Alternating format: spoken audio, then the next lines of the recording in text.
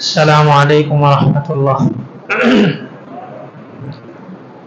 আমাদের ধারাবাহিক আলোচনা চলতেছে যে মনের 10টা রোগ আছে, যে 10টা রোগের কারণে আমাদের দিল কলব এটা নিস্তেজ হয়ে যায়। আর কলব যখন মরে যায় তখন কোনো আমলের মধ্যে স্বাদ থাকে না। শয়তান এই কলবটার উপরে তার রাজত্ব অল্প সময় বিস্তার করতে পারে, ধোঁকা দিতে পারে। ইখলাসের কমতি হয়, আমলের মধ্যে শিরক আসে। এই আমলের মাধ্যমে দুনিয়াতেও কোনো ফায়দা হয় না, আখিরাতেও কোনো নেকি মিলবে না। তো কলবকে যে সমস্ত রোগ ব্যাধিগুলা কলবকে শেষ করে দেয়, তার মধ্যে 1 নাম্বার ছিল দুনিয়ার লোভ, দুনিয়ার ভালোবাসা, দুনিয়ার মহাব্বত। মোটা দাগে 2-4টা হাদিস ও কোরআনের আয়াত। রাসূল বলেন, যুয়িনা লিন-নাসি হুব্বুশ শাহাওয়াত মিনান নিসা ওয়াল বানিন। মানুষের জন্য আল্লাহ তাআলা অনেকগুলা জিনিসের মাধ্যমে দুনিয়াটাকে সুসজ্জিত করে দিয়েছেন। এই সুসজ্জিত দুনিয়ার ভিতরে থাইকা আল্লাহর ইবাদত করা অনেকটা কঠিন।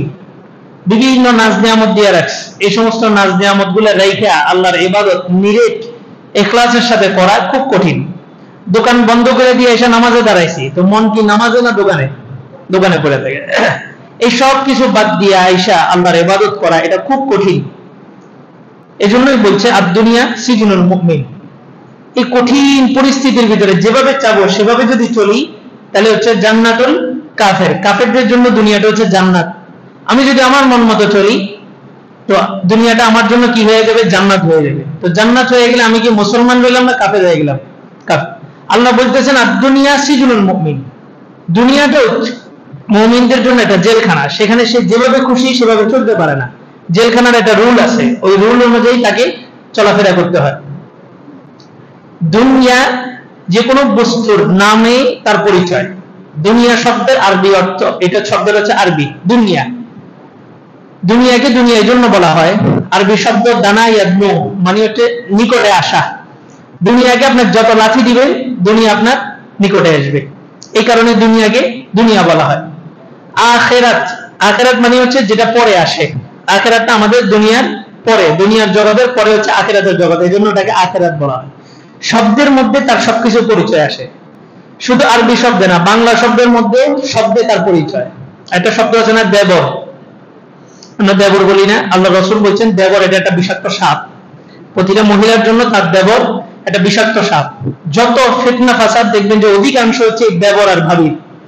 এই দেবর শব্দটা মুসলমানদের শব্দ না, একাডেমিক ইয়াতে দেখবেন এটা হিন্দুদের একটা শব্দ। দেবর মানে হচ্ছে দ্বিতীয় বর।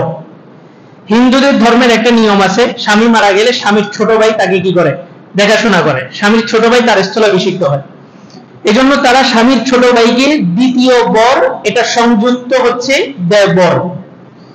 আর তারা বলে কি ভাবি, দেবর তাকে ডাকে ভাবি। ভাবি মানে যাকে নিয়ে ভাবা হয়, কল্পনা করা হয়। অথচ হাদিসে সুস্পষ্ট নিষেধ, একজন পুরুষের জন্য সবচেয়ে ক্ষতির জিনিস তার ভাবি, আর একজন মহিলার জন্য তার সবচেয়ে ভয়ঙ্কর জিনিস হচ্ছে তার দেবর। রাসূল বলে গেছে। আর এটাকে কত সুন্দর শব্দ উপস্থাপন করা হয়েছে, আমরা মুসলমানরাও ব্যবহার করতেছি। দুনিয়াটা হচ্ছে যত দূরে ফেলাইবেন এটা তত কাছে আসবে, এজন্য এটাকে বলা হয় দুনিয়া, মানে যেটা নিকটে আসে। এক বুজুর্গ একদিন রাস্তা দিয়ে হেঁটে যাচ্ছেন, যাওয়ার সময় দেখলেন যে একটা কুকুর যাইতেছে, এই কুকুরের লেজের মধ্যে কোনো পশম নেই। সুন্দর একটা কুকুর, কিন্তু তার লেজে কোনো পশম নেই।